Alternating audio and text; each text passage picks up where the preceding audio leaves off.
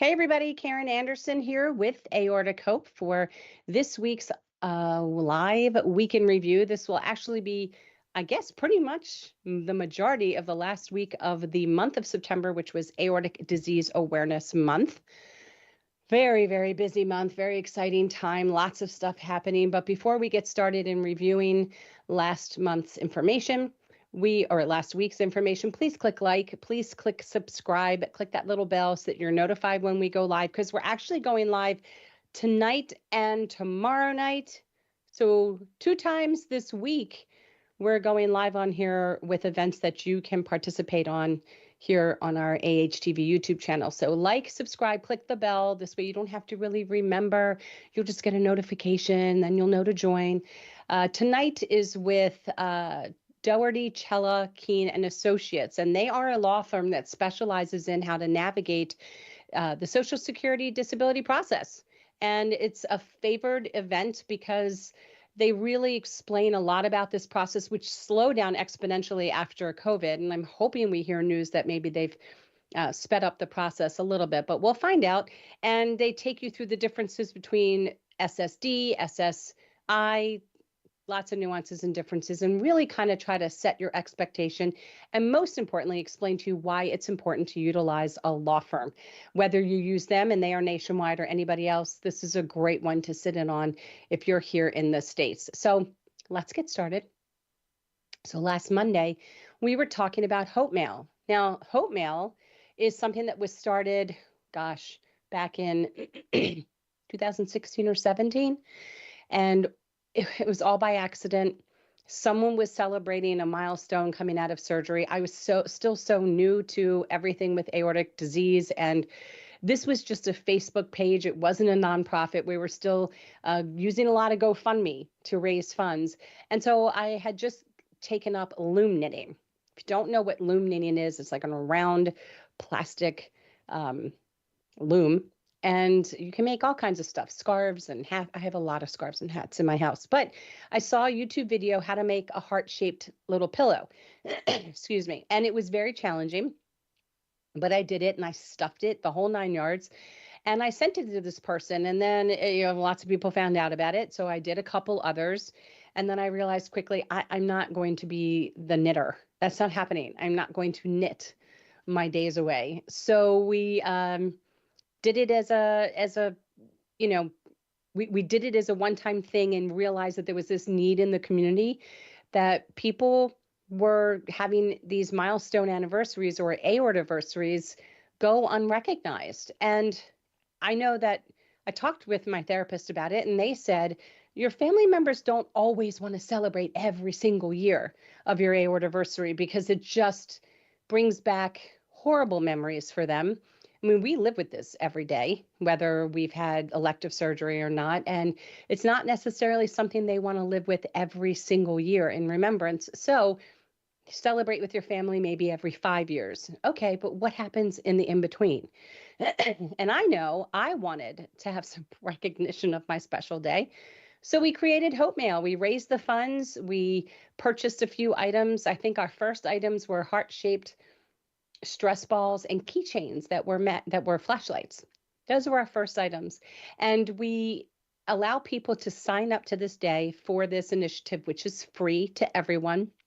You can sign up and choose one day only as your aortiversary day. Even if you've had multiple surgeries, I know it's really hard to make a decision, but you kind of have to pick one. You can sign up even if you have not had a surgery, but you have a diagnosis date. Just remember, if you want to change that date, please send us an email, info@aortichope.org. Or if you've moved, we don't know this. So we get packages that probably come back to us weekly from people who moved and they're not getting their packages. And the only thing we can do is actually delete them. I mean, over 300 people, it's really hard to get in touch with everybody. So now we do send it to over 300 people. Here's an example of some things that we've sent before. This is a jar opener. So good to have this. I know we're going to bring this back because it's so helpful, especially after surgery when you just don't have the strength and you can't bear down and hold your breath to unwrap or unscrew the jar. These are great. And we sent out bracelets. We normally send out bracelets and an Aortic Hope journal, which I will tell you the one item that is going to be in 2025 will be a journal again, but there will be one or two additional items to kind of switch it up a little bit to help you ace your healthcare journey. Yeah, we're going to talk about that a little bit more. So items that can help you ace your healthcare journey in your doctor's experience. So this is just our way of saying thank you and acknowledging that you appreciate us and we are happy for you that you get to celebrate another milestone. So whatever's on your to-do list, please sign up for Hope Mail. It is free and we would love to send you some mail. One caveat, if you sign up today, you're not going to get anything for September. If you have an aortiversary that is from October 1st on, you will, because we send everything out around the 15th of the month. So please sign up right about now. This is a great time. If you have an anniversary in October, we want to send that to you. But if you sign up towards the latter half of the month, you're probably not going to make the cutoff and you'll have to just wait a year. That's the only thing. So when you get a chance, sign up for Hope Mail. We'd love to send you something. That's what we got. Anybody I need to say hi to who's jumped on early? Maybe? No? Hey, Yes? let's say hi to Tom and Christina and Velda. Hey, Tom. Hey, Velda. Hey, Christina. Good to have you all here. Exciting stuff. Whew, getting a hot flash. Bear with me. Oh, Lord. Okay, let's move on to the next day. So let's talk about, again, a reminder, aortic dissection, the patient guide. And I don't have those stats. Do I have those stats right in front of me? Easy, maybe. I think I do. This book was originally created, this guide was originally created in the UK and Ireland. When I went there in 2022 in the fall, I couldn't believe my eyes when I saw it, and I asked, and I was immediately granted permission to bring this book back to Aortic Hope so that we could edit it and tweak it and get our community's pictures in there and our stats in there and, add extra words like we go to the hospital, we don't go to hospital. So I had to do that, but we worked on it. We worked on it for a very long time and got it out probably right around now, October, November of 23. So it's been almost a year, pretty much around a year that we had it out in downloads. And within that first year, as of the other day, I think we were up to, I think it was like 5,100 downloads, maybe. Could have even been more by now. But that's a lot of downloads, you guys. And Spanish, we're already up to 38 downloads. And Spanish didn't even become a thing until just a few months ago. So that's a lot. It's a lot of people that are touching this book. And then we had it ready to go for print towards the end of the year. And let's see, print. I don't have the total number of copies that I thought I had that stat. Sorry, I do not, but it's a lot. Let's just say a lot. A lot of people. The total number, it's over 3,000 because the total number of copies that have been distributed, whether download or hard copies, is like closer to 8,600. It's a lot. And that is between how many books went out in bulk to doctors' offices and individual guides that were sent to people. So it's a lot. And it's very exciting. And they're still available for free if anybody wants to make a download, if anybody wants to make an order because you want a copy. Most importantly, if your doctor's office does not have a box of these guides, please have them reach out to us, send them the link to our website because it's on 3 different sections. There's no way they're going to miss this. And we would love to send them a box of 25 guides for free. It's all for free. So this is what you're going to see here, all the information about the book. And we have heard many people say that if this book had been available for them after they suffered an aortic dissection, that their recovery would have been a lot different. And I know personally for myself, it definitely would have been very different. I would have not been scared to get up and walk. I would have not been scared to sneeze, cough, emote. I mean, forget about arguing. I mean, that was great. Like, you can't argue. Like, no spouses are arguing with you. The kids don't disagree with you. But I couldn't even get too happy. I was so scared to laugh. because I didn't know what was going to happen to me. I didn't even understand anything. And this book is so easy to read.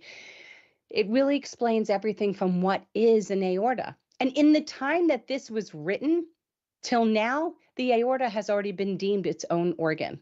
That's how fast information is changing with its own zones, its own diagnosis and treatment. I mean, it's incredible. It's so very exciting. But check out this guide. The exciting news is that Aortic Disease, the patient guide, fingers crossed, will be available as a download by the beginning of the year, if not sooner, but probably around the beginning of the year, January, February. And then shortly, right around thereafter, we'll have it available as a hard copy. And Aortic Disease, the patient guide, really, it's kind of like the prequel. If we could have a perfect world, it would be the prequel, right? Because aortic dissection is something that's rare that we're trying to avoid, but aortic disease is much more common than we think. And that guide takes you again through what is an aorta, and it takes you through, let's start off with aortic valve disease, since that's the very, very beginning, at the beginning of the aorta. What are the different types of disease elements, like congenital, which would be bicuspid, or anything that's not tricuspid, right? It would also takes us through aortic stenosis as well as aortic regurgitation, takes us through symptoms, diagnosis, monitoring, treatment, recovery, all the way through aneurysms in each of the zones. So we're talking about ascending, arch, thoracic descending, abdominal. Takes you through all of that. Again, symptoms, monitoring, diagnosis, monitoring, treatment, and recovery. It also takes us through the genetics, because that's been updated as well. Takes us through the medications that you might be prescribed. A lot about exercise, since there's been some additions to guidelines when it pertains to exercise. It also takes us through support, the variety of support that one can receive, the emotional and mental health issues that are associated in this watchful, waiting community. And it's just an overall easy to read book, kind of one of those things that I wish I had, and I will hand to my family members. Even though I have nothing genetic wise today that points out why my dissection happened, I know that it's there, but we just haven't discovered it. But I want my mom, I want my sister, I want my niece, I want my son, I want them to understand anything about aortic disease, because there's always that slight chance that this could happen to one of them. That's what this guide is primarily made for. Family members, carers of those who have been impacted by aortic disease, and patients who have already been identified as having aortic disease. So we're so super excited. It has been written by some amazing community members, caregivers, as well as patients, medical students, and physicians. It's being clinically reviewed right now, and then we will go after our endorsements from the Society of Thoracic Surgeons and the Society for Vascular Surgery. So keep your eye out for that. But that was our Tuesday post. I like this. Hold on. But also, the playlist is now available. Oh my goodness. Right? And if you click back onto that homepage right there. Where page? This page? This page? Click back on the homepage. Oh, this page. Yeah. And then scroll down just a little bit. You'll see that this has been updated. Aortic Dissection, the Patient Guide, free download or a YouTube playlist. Where's it? Where's right it? In front of you. It bit me in the face if I didn't look closer. All right, you guys, this YouTube playlist, it's one of the things I don't like doing. I don't like having to record. There's something, Josh will tell you. She There's did something a about me. fantastic job, is what I will tell you. But we need to play the blooper reel, because some of those words like spironolactone, atherosclerotic, what was the one that really got me? Oh my gosh. And I could not stop laughing. I had to get a fan because I was laughing so hard. My face was beet red. And then when we had to finish, I think at one point I couldn't find the shirt I used originally, but it was a good time. So if you are looking for somebody to audibly, basically, read you this guide. Yeah, read along. Yeah. But also, this the playlist it's broken down into the different sections, right? And so if you have questions or comments, you're going to be able to question or comment directly to the section that it's underneath. I mean, it's the whole thing, I think, if the whole playlist was in one, it would be 3 hours long. Yeah. Right? I think so. I want to say the first, like section A, I think was the biggest, and that was like a Yeah. 90-minute run. And then the Yeah. other two were 40 and 40, I think, something like that. Now you can increase the speed. You can go to the settings and change it 100%. from normal and make me talk really, really fast. And then you can still read along and go through that if it's too long for you. But yeah, I love that it's been broken down so you don't have to sit through everything. If you just want to read certain sections or listen and watch certain sections where I'm on YouTube reading it to you like a bedtime story, you can do that. And maybe I'll put you to blissfully sleep. Who knows? Oh, look at this. Maybe you'll be laughing. Tony Montana says, Aloha from Australia. And then he says the YouTube playlist was fantastic. That's what I'm talking about. That right there. It's so weird to me. So weird, but thank you. It was fun once I understood, because when we first started recording, I was kind of robotic. And then once I like shrugged it off, then I kind of got into it. I definitely got into it. It's hard to read. Story time. This is the best. I have Karen do this exact thing once a week, every week. And yet when I had to go start reading from pages, I was like, oh my God, I don't know what I thought I was supposed to do. Be like a person reading reading a book, like an Audible. And I never listened to one. So I don't know what I thought it was supposed to sound like, but then once I got my groove, it was fine. Yeah, now it sounds a lot like this. Just like this. But you edited out my mispronunciations. Well, I wish I remember what that one word was, and it got me for so long. It was the best. I need a blooper reel. Just saying. Just saying. All right. And that is our aortic dissection, the patient guide spot. Yes. Hey, Tony. Nice to see you. Aloha right back at you. All right, now we're moving on to, during this week, we kind of started getting a little bit into the mental health. We talked about the spoon theory the week before, and now we're into relaxation and grounding techniques. And there's so many different ways, but it all kind of comes down to the five senses. And this was brought to us by Katie Moran. She's a licensed massage therapist. And the largest concept to integrate is that we can learn to live relaxed. And I think that's also the hardest concept to integrate into your lives. And living a relaxed lifestyle really enables us to create a reality every day that we don't need to escape from.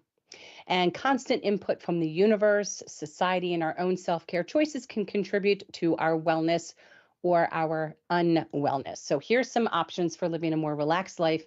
It's a journey through the senses. All right. Going by the five senses, let's talk about scent first. It's a known fact that aromatherapy has a lot of impacts on people. That's why when you go to a spa and you smell the spa smell, you become a little bit more relaxed. Chamomile is one that's very relaxing.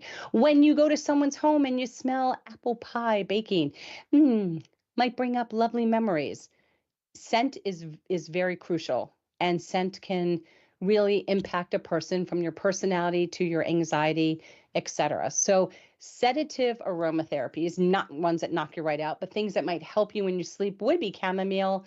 I'm going to butcher words. Have fun. Clary sage, frankincense, jasmine, lavender, mandarin. I guess it's marjoram, melissa.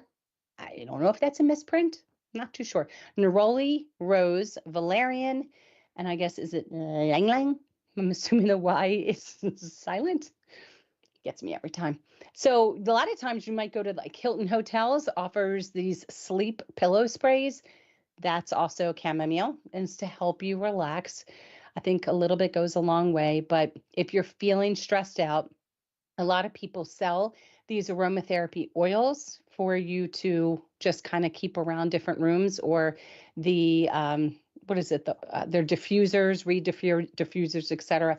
Be careful because that stuff is in the air. Look at what you're buying because it can be kind of negatively impactful on pets. It's the only thing I would say about that. Sight. Sight can definitely help ground you and calm you down. So one, you want to have a clutter-free environment. I laugh as I say that because if you saw my office, but see, clutter-free is defined differently by everybody. I consider it organized chaos.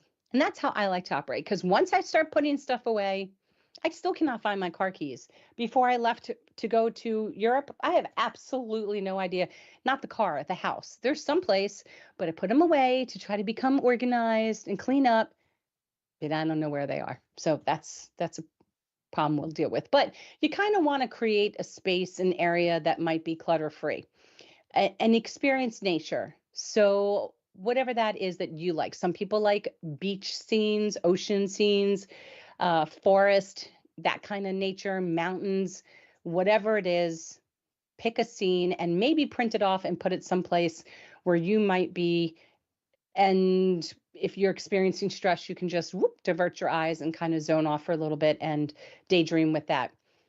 You can also light a candle. I know that that has to do with scent, but it can just create an ambiance. It can create a glow that might, help you when it comes to stress. Talk about these because we're going to talk about them when it comes time for being in a vehicle for a specific reason in a minute. All right.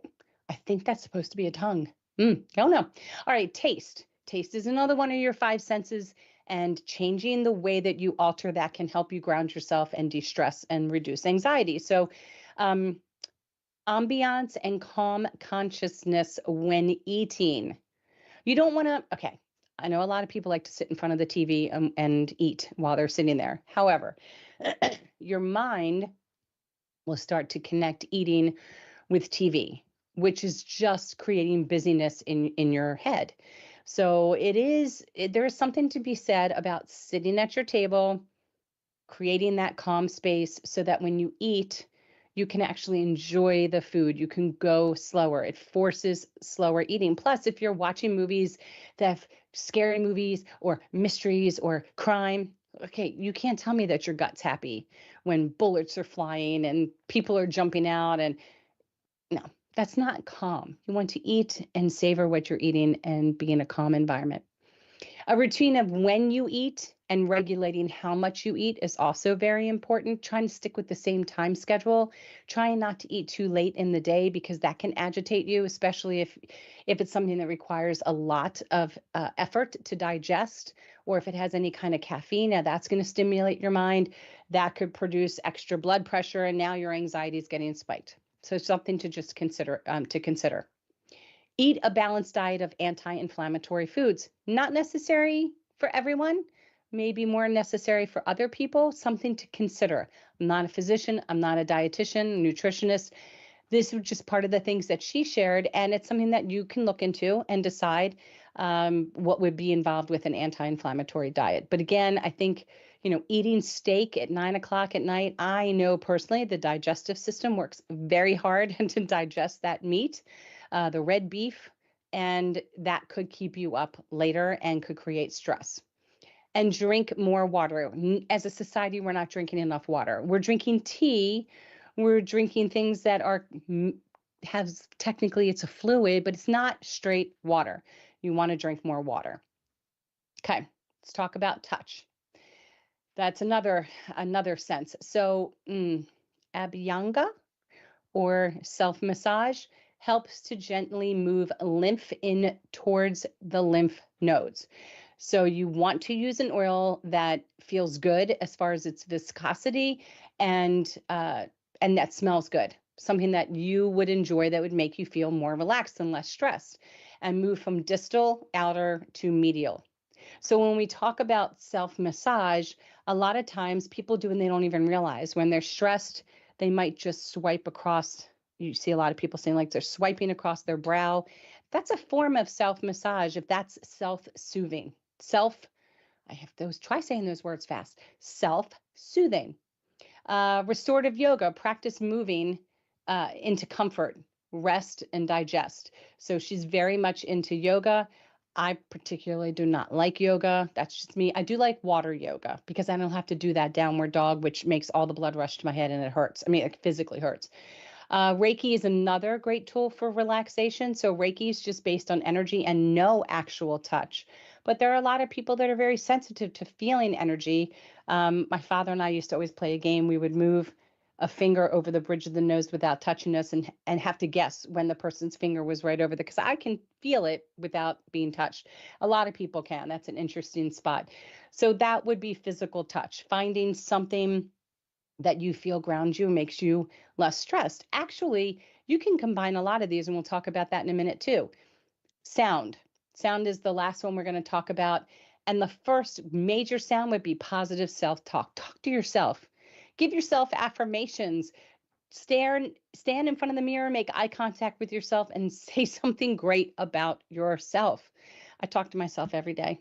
I do. And I do it in a different accent because I then find it a lot more interesting. And I have conversations with myself all the time. I talk to my dog all the time. And I probably don't give myself enough positive affirmations, but I do talk to myself. And I find that very relaxing. Don't commit me, I'm telling you. Calm music, nature sounds, vibrational sound therapy. This is all wonderful, but so is silence, just silence.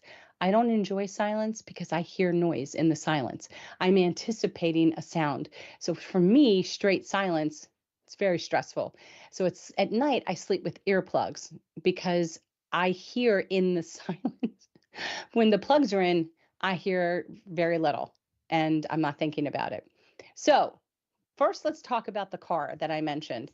For a lot of people, they feel a lot of stress and triggers still when they're riding in an automobile. Maybe they hear an ambulance drive by, or a police car, or a helicopter that's landing, to pick up a patient at the hospital, whatever the case may be. If that's you, you can keep in your car something that smells good. Maybe keep some chewing gum or a lifesaver or something like that. You can keep something that you can touch if touching the steering wheel is not enough for you. And you have the radio right there for sound, or turn up the air for sound. So did I cover it all? Touch, smell. And visually, if you don't like looking where you are out of the car, carry a little picture of something that you would find soothing. So it's like a little mini grounding bag that you can keep in your car on the ready. So in case that's where you get triggered, you have something available for you.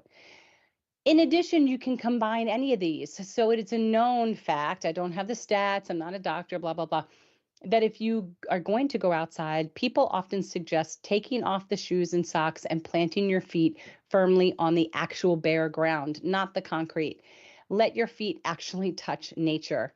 It's really cool if you do it at the beach or at the shore, whichever you call it, and connect with the water and the energy and the sand and just let it flow over your feet. I'm really not like this metaphysical type person, but I've tried all of this in search of some peace after this happened to me. And I'll tell you, that's a wild one. That just to me is that is the pinnacle of soothing. If I can be at a beach, feel that visually, for me, it's palm trees, blue sky. It's like an instantaneous soothing and calming down, no matter how stressed I am, no matter what has gotten me fired up. But just to go outside and plant your feet and listen to wind in the trees. I hate bugs. I hate all of that. But there's something about um, just being one with nature or whatever your visual might be. When I do this and I do step out and put my feet on the grass, my first thought is how many wolf spiders are in this grass right now. And it takes a while for me to move past it. But you all know I'm kind of a freak when it comes to spiders. But once I can get past it, then I do actually enjoy it. One of my favorite places to go used to be my bathtub. I had a very big bathtub, and I would listen to, I guess it was like Indian flute music. And that's the only place I've ever been able to really meditate. And I think I've done it for 5 minutes and I find out it's been like 45 because it just sends me places and I'm so relaxed. And my second one at home would be like in my hot tub where I can look at my backyard. It's just full of trees and they move and then the birds fly and I see deer and I just sit back there and I just think I get a chance to chill and just look at things that I took for granted before this dissection. And I look at it now with just a different perspective. So before I keep going on, those are your relaxation techniques, utilizing your five senses. It's a very common way to relax and just find what works for you. I like That's that. what I got to say, right? It's I cool. like that. I got to get more into the scent. Too much scent, then I'm not happy. I'm definitely not a food scent person. All that does is make me hungry. But I definitely like whatever they've got in a spa. I'm going to bottle that up. I'm going to bottle that up and just have it blowing in my house, because that to me just smells so good. I love the smell of a spa, and I love the gongs and the chimes. Oh, it's my favorite places to be. I truly love it. But I know some people find it like annoying and irritating. So it's interesting. Just figure out what works for you. All right. It was Thursday, which was our Think Aorta Thursday during the month of Aortic Disease Awareness Month. And we are so proud. And we have been supporting Think Aorta in the US and Think Aorta Global really since 2019, since we decided to become a part of this campaign, which then turned into its own nonprofit. Think Aorta US is actually focused on spreading the mission of Think Aorta, which is from the UK and Ireland. And in addition to Aortic Hope, the following have actually endorsed this campaign in the US. And that would be the American College of Emergency Physicians, the Society for Vascular Surgery, the Society for Thoracic Surgeons, Eastern Cardiothoracic Surgical Society, and the Eastern Vascular Society. So please follow them. They have a lot of great information. So much is happening over at Think Aorta. You can go to thinkaorta.net. That is the mothership. That's the headquarters for Global. Find out information on Brazil, Spain, Portugal. What else we got? So UK, Ireland, Canada. That's our latest. Egypt is actually the latest. That just came on board. And there's a lot of very exciting things in the works right now. I had asked about people who might be interested in helping to spread this campaign in Australia, because that is on people's minds. It's on the radar, and some other big stuff is on the radar. But if you've ever had this interest in wanting to promote the campaign in a very pre-active way, this is the pre-active organization. They in the States have twice sent out their poster campaign, which was this poster that you saw here, to all of the emergency rooms across the United States. It's about 4,400 to 5,000. So twice we've done that. We create personalized posters, trigger cards, which is a postcard that receiving hospitals can give to the regional smaller hospitals to help expedite transport time, so that if there's any question with an undiagnosed chest pain patient, they can immediately call this number to the receiving hospital and talk about it and move things along, a little bit more quickly. Let's see. Think Aorta is part of the patient guides. They've been part of it since day one. Aortic Hope is the more reactive campaign. We're here that once all the doctors are thinking about the aorta, every patient and caregiver has a place to land to receive the resources and support. And collectively, we're very proactive in spreading the initiative, Think Aorta, Think Family, which was created in the United States and has now been adopted across all of the countries that participate with Think Aorta. And again, that's something that you as a patient can really help with, and that is educating other patients on the importance of thinking about their aorta, their family's medical history when it comes to heart disease, high blood pressure, stroke, diabetes, or cancer. Those are the biggies that really could lead to possible issues with your aorta. And these are the things that patients need to understand and share with their families, so that physicians can determine who needs to be monitored, who needs to be looked after, so we can find early diagnosis and have early intervention and treatment. So that was our Think Aorta Thursday. Okie dokie. You're nailing it. I am. With my GIMP arm. Why Aortic Hope? Why? Why? I'm sure a lot of people out there who found us during this month are probably saying, why? Like, why us? We're more than just a nonprofit. And every nonprofit is amazing in their own right. They all sit in their own lane on this highway towards helping patients and caregivers, but we all do it a little differently. But specifically to us, We're not just a nonprofit organization that's just throwing blog posts out there and going live on YouTube. It's a community that's been created by the community. Literally everything that we do and we have done is because the community has interest in it or they asked for it. We actually offer comprehensive support for those that are affected by aortic disease in its entirety.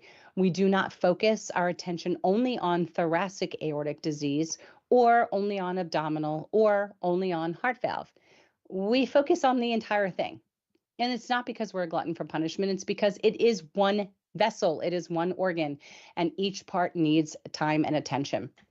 We, at this point right now, we provide 3 general support group meetings a month. That means anybody can attend. We have weekly hangouts, which is not a support group meeting, but anybody can attend. You sign up for one of the support group meetings, you're going to get a link to join the hangouts. And a hangout is just like it sounds. Just picture a bunch of adults hanging out at a bar and just chatting it up and yucking it up. That's what you're going to do in a hangout. We also have 3 caregiver only support groups in the month. At one point we had 1, then we got 2, and now we're at 3. So we hear the requests and we make it happen.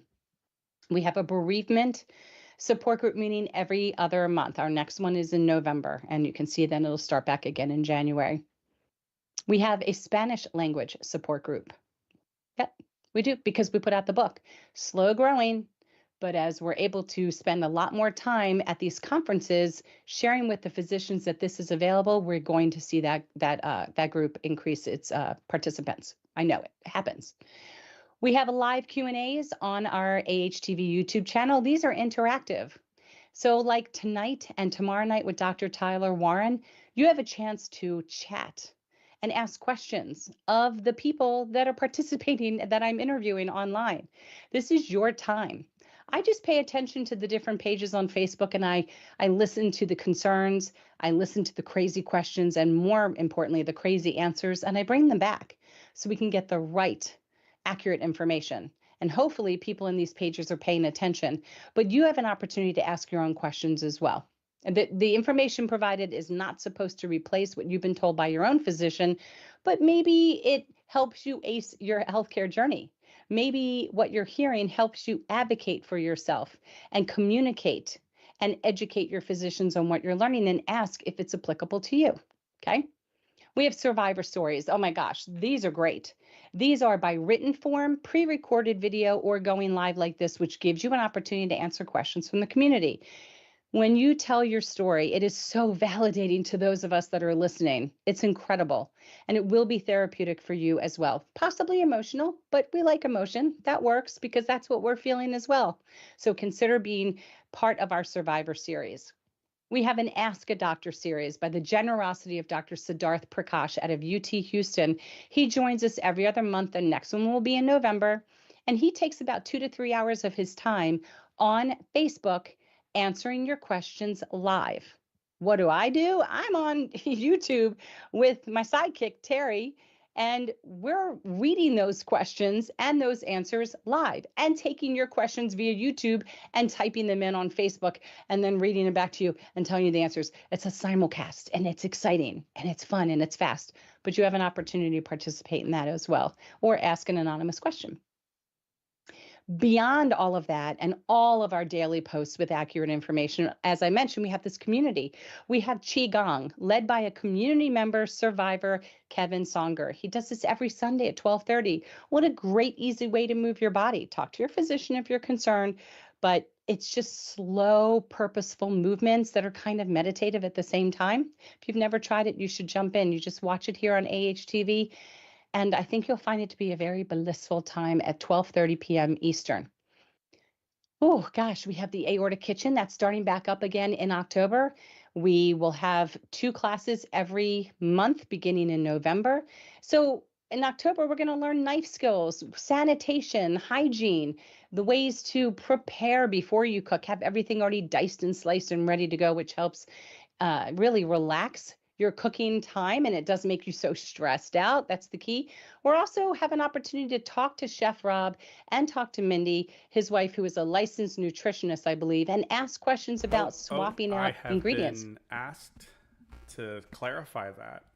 Okay, She clarify. chose not to re-up her license, so she can no Okay, longer be called licensed. that's important to know. I will Yes, now it make those is. changes. She was a prior licensed nutritional therapist or nutritionist, but has a lot of experience and can really help in maybe swapping out some ingredients to make something be less salty, right? Or if you have an allergy, what can we swipe it out for? I ask this question every year. I can't really do garlic. What can I swipe it out for? I like to ask questions about myself. We now have the aortic artist. We're going to be doing such fun arts and crafts. Okay, you guys, this is my Lola. Oh, her headband's falling off, but she has a really weird, funky eyeball. But we painted these clay pots. Look how cute. She's cute. You know what we're doing in October? We're making these amazing, spooky Halloween shirts. So easy. So easy. Little to no money to spend to make these crafts. Am I missing? I'm missing. What am I missing? We also offer meditation courses. They have mindfulness courses. I'm sorry, not meditation, mindfulness. They happen. You got to pay attention to when we're able to sign people up. But the point of the matter is we have new opportunities coming in this community all the time. We're creating a community by the community for the community so that you could take your mind off aortic disease, right? This is a lot. Life is a lot more than just learning about this disease. It's about enjoying your life with it. We offer care packages, hope mail. Just the list goes on and on. Bingo. We've got bingo, Halloween bingo this month. Free bingo, 10 rounds. Show up in a costume and you're automatically going to get a prize. So, some really great stuff. You can join us on X.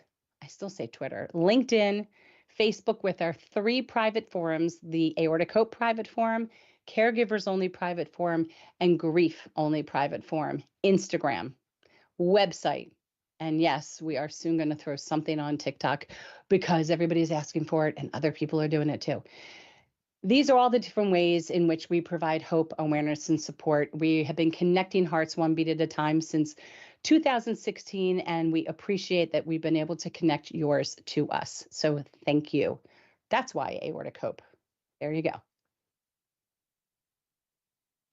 Okay. One thing I would like to share when we were talking Yeah. about Aortic Kitchen. Yes, Uh, please. so at one point, Chef Rob, he showed us how to make gluten-free peanut butter cookies, and it was Mm, a 10-minute situation, a cup of peanut butter, a single egg. But then he was like, yeah. "Now here's the catch. The recipe calls for a whole cup of sugar." Mm-hmm. And he goes, "But let me tell you something. You can always cut that requirement in half and still be fine." And so I've never had a whole cup of sugar when I make these cookies. And And do you love them? well, they're easy. They're Yeah. stupid easy to do. It takes 10 minutes, you have cookies. Mhm. And Yeah. oh, man, So you do like them. I love them. Do Okay. not buy flavorless peanut butter. And some of you might recognize this as something called uh, gluten free, or what's that other word for when you're overpaying for natural ingredients? Don't You know what I'm talking about? know. But like Anyway, organic. that's the word. If you buy organic peanut butter that is already flavorless, just find better peanut butter. Look, I'm sorry. Smack my hand. I'm old school Skippy. Oh, I no, no, am, no. but That's where it's at though. The Skippy comes yeah, super creamy, and right? already And sweet. it's sweet, right? So when you're Yeah. adding the sugar, it's he's used a word emulsify. I don't Mm-hmm. even know what it Mm-hmm. means, but the point of the sugar, so the egg is going to turn the peanut butter into batter, and the sugar is just kind of Yeah. like a thing to help all of that stuff happen. Even when you're mixing it, you're just mixing it until all of the sugar crystals go away. You're not even Right. in there for Right. very long. You're just moving it around a little bit or what have you. Mm-hmm. Oh God, Using my blender. it's and so it's this is one of those things, right? This is just one of those things. So Tony here is sharing with us Mm-hmm. that he's recently picked up a Ninja wood-fired electric barbecue. Mm. right? I'm curious to know what that is. I'm going to look that up later. Wood-fired electric That's what I barbecue. said, right? And so he's talking about, kind of so many options. And Yeah. Tom is like, I've got one. Tony, have fun. So, and Tom was a chef. So keep Yes. that in You mind. know, Whole barbecue smoked chicken comes out so wow. juicy. I bought an air fryer and I bought it last year and still in the same spot I put it in. It does not take a lot for me to feel very intimidated. And I know it's super easy, but I told my sister when she's in town, she has to come over and actually do it, take me through it. I don't know why I don't know. I'm intimidated by my air fryer. I want to use it, but I want to use it, Okay. but I don't want to screw it And up. here's what's interesting about that, right? Because I wanted to share. I was like, I just learned how to make wings in an air fryer for the football season. Okay. Again, silly easy, right? You buy Right. your wings, you dry your wings, you pat them dry. You want them to go in the air fryer dry. Mm-hmm. 10 minutes each side, and you're eating crispy wings, Yeah. crispy, juicy wings. Oh, perfect for the football season. Perfect. Okay. All right. I'll get there. It's my goal. Okay. We'll get there. It'll happen. All right. Moving on. We had another fundraiser. These are all simple things that you can get if you're looking for swag. If you didn't already win it here, one of the weeks that we were doing weekend review. And yes, yes, I will give away something today. Matter of fact, what do I have to give away today? You can give away a mug. It would be fun if someone wants a mug. We'll draw names if you just say me. What Say you want to me. give away are those car decals. Those are easy. We give those away all the time. I know, but I'll include a card decal. we want them everywhere. I forget when I'm driving and I see somebody with our awareness magnet, which was what we had as our fundraiser the prior week. I see it, I get all like, oh, who is that? It's only Tammy, Terry, or my husband, because those are the only people I know in town, unless mysteriously there's somebody else, which would freak me out. I'd be so excited. But I do get very excited because I'm like, oh, who could that be? And then I see the tag. I'm like, yeah, I know that person. But it's still very exciting when I see it. But if you're looking for a way to spread some awareness about aortic disease, I'm telling you, the decal or the magnet, it's so easy. Of course, a shirt's going to do it. I mean, a water bottle, absolutely. But this car decal, $5. This is kind of what it looks like right on my back of my car window. Super easy. You just kind of wipe down the window with like some Windex and then just put it on and smooth it out. It was so simple. And it's a really nice size decal, very eye-catching. And it's a $5 donation. You'll fill out the order form and just make your donation via PayPal, or Clover or Venmo. You'll see the many options on this donation link. And again, if you missed this in the blog post, you can go to our Hope Shops and it will be down on that page as well. So 100% of the funds we raised are used back towards our initiatives within the community, because nobody that's affiliated in volunteers with Aortic Hope is compensated. We use every single penny. Yep, that was our Friday fundraiser. Okay. I missed this. I missed I'll it. take it from here. Please. So this past Saturday, I had the opportunity to take in and share John Stevens' story. His story it's very interesting in that it happened to him at an airport. Okay? And he passes out. For him, it is, I woke up, they put me in a coma, that coma didn't work, they put me back into another coma, I came out, and everything's okay. But he loves telling his story. He had a lot of very interesting things to share. For example, he has a cousin who dissected at 36. We're trying to get that story. He has his cousin's mom also had a dissection. And so he comes into this world with the ability to call somebody and talk about what they went through, the whole nine. And so the isolation that almost everybody else in the community feels never occurred. Never occurred. His wife, an angel on the planet, was a steadfast rock for this man. And he was like, I don't have any post-traumatic stress. I was very well taken care of. And he was open enough to share. He's like, you know, in those early days, every single day, he's like, I would just cry on my wife's shoulder, sometimes for 5 minutes, sometimes for 15 minutes. He's like, and then it was over, and we would go back to whatever we were doing. He's like, and she was his rock for this whole thing. And so right away, I'm ready to start asking questions about the things that we normally talk about: post traumatic stress, talking about the isolation, you know, talking about how, you know, all of that goes. And I mean, he had, you know, we don't want anybody to be part of the community. It's definitely not a you're welcome here. Don't get me wrong, but it's also, yeah, you're here now.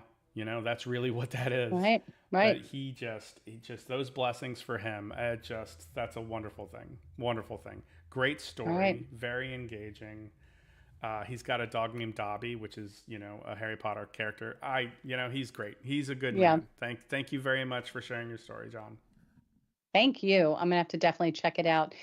If you want to find an easy way to sign up to be featured in our Survivor story, if you just go click on the right-hand side of our website where it says Survivor, at the bottom of these pages, you will see that there is a link to a form. You just need to fill that out, and either Joshua or Molly will be in touch with you to discuss it further. That's adorable.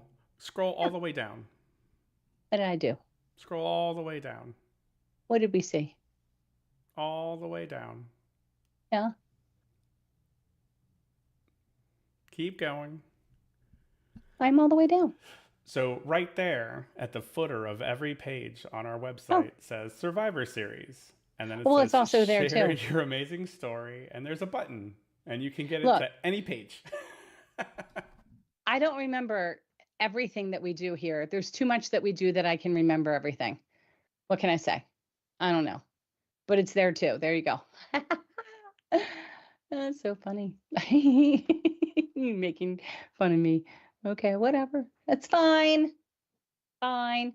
Hey, during last month when we were talking about emotional and mental health stuff, I wanted to remind everybody about the last time we went live with Amy Wagner. She's an LCSWC licensed clinical social worker, C certified. I don't really know what the C stands for, but it's extra. And she really went over the signs and the symptoms of post-traumatic stress disorder, or just post-traumatic stress, and treatment plans, variety of treatment plans, including eye movement desensitization and reprocessing, or EMDR.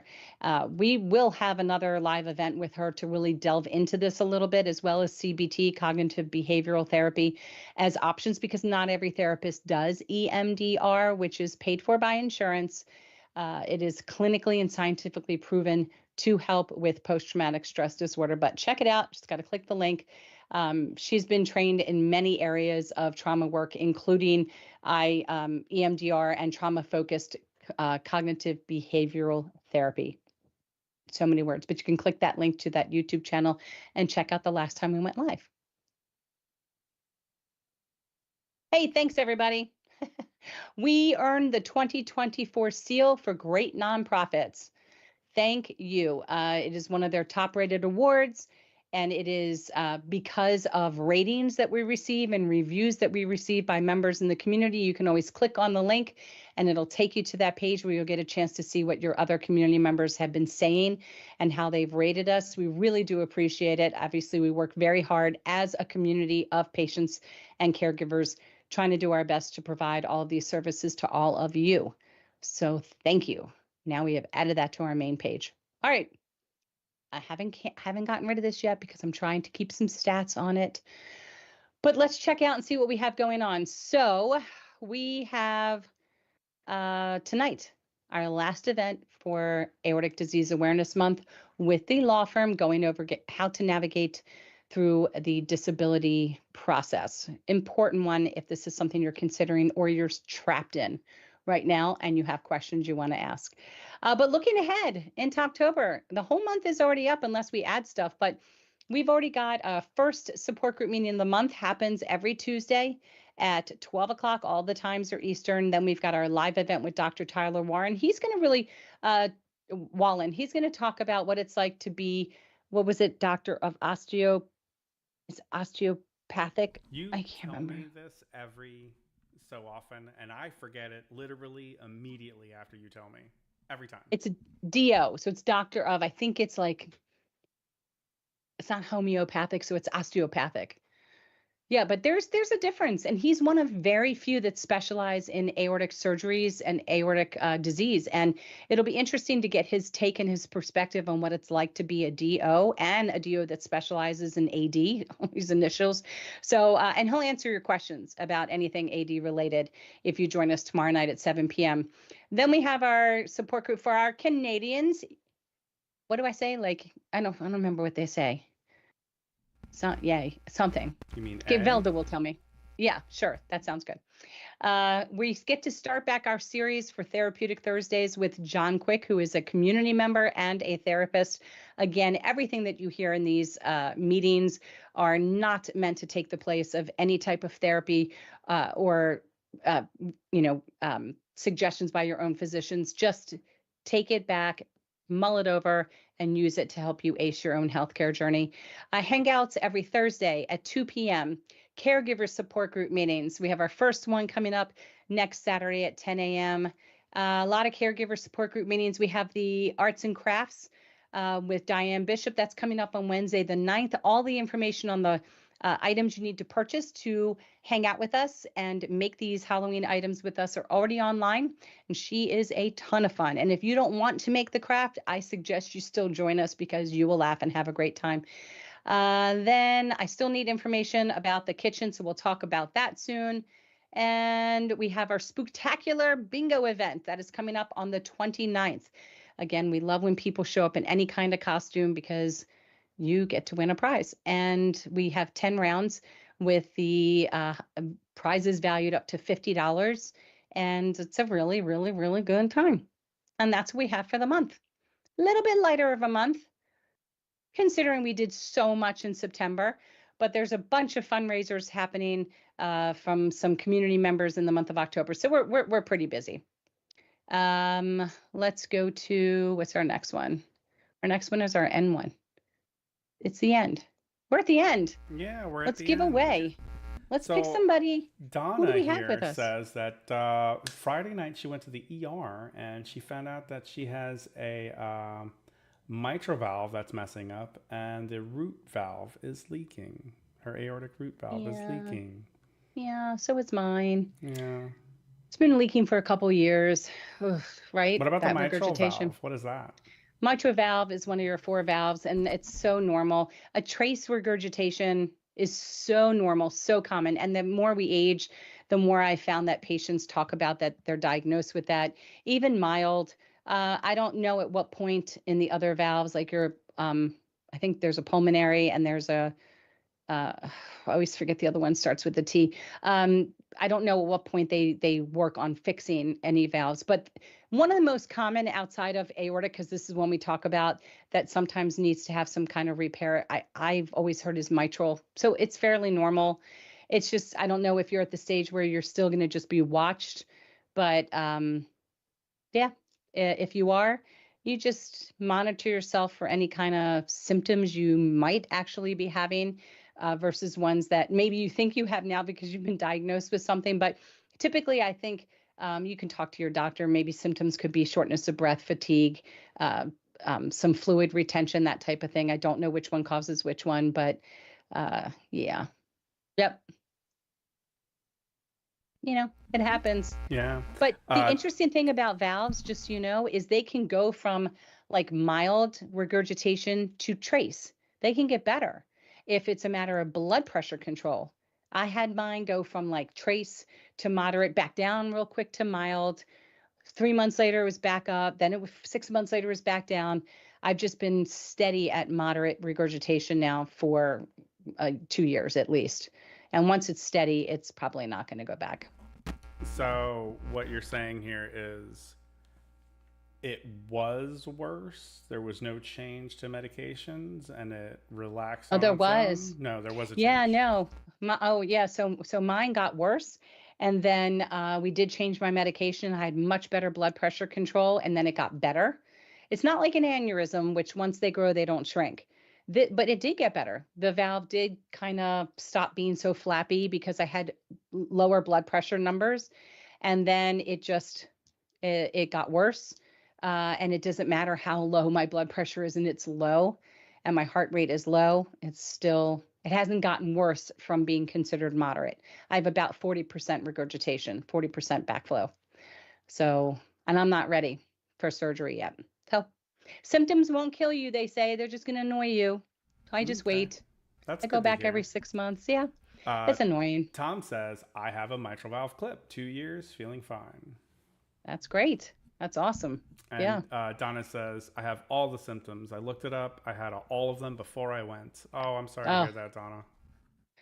Yeah, it's annoying. I know. And it's really a very personal decision between you and your physician at what point and how they're going to want to replace them and what they recommend. Mitro completely goes out of my bandwidth of anything I've listened to with physicians. I would assume it holds the same, the same regards as a aortic valve, but yeah, I don't even know if they do both at one time, because I know your aortic valve can be done endovascularly if you don't get a mechanical valve. If you get bioprosthetic or tissue, they can do that without open heart. But mitral, I'm not sure. I don't know how that one would work. So please keep us posted. Yes, We'd love to I said know. we're pulling for you. We look forward to hearing about this next chapter in your story, Donna. She says her blood pressure was fine. It's very interesting. We have human bodies. They do things. And sometimes you're like, what? I did everything I was supposed to do, and it still does something.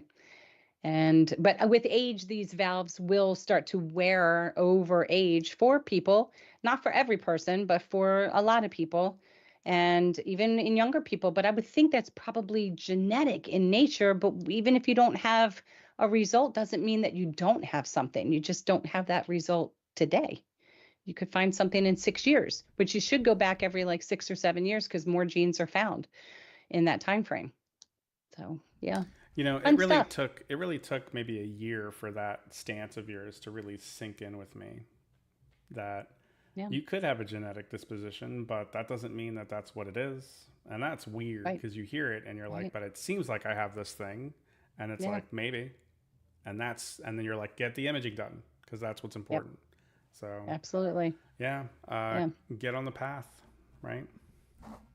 And sometimes we just have to accept we're just humans and there's not necessarily going to be an answer. The most important answer is when and how do we fix it?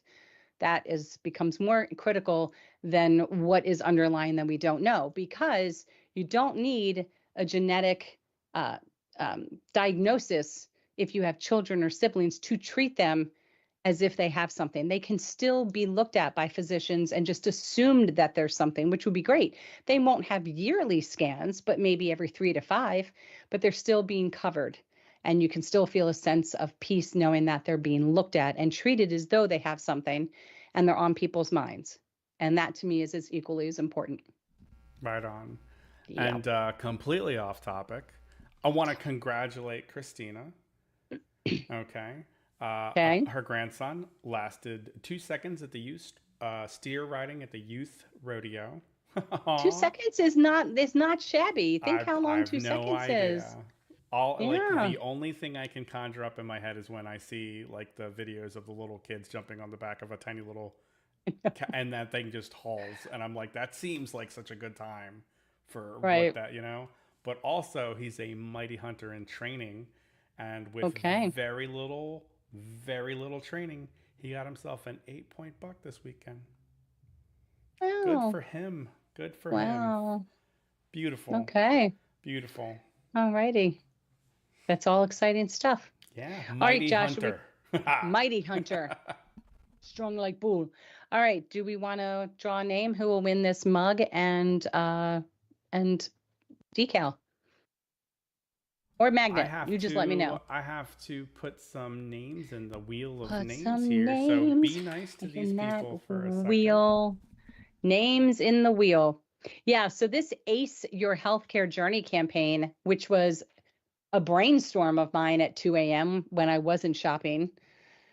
online, which can be bad because then I don't know that I necessarily remember what I bought the next day.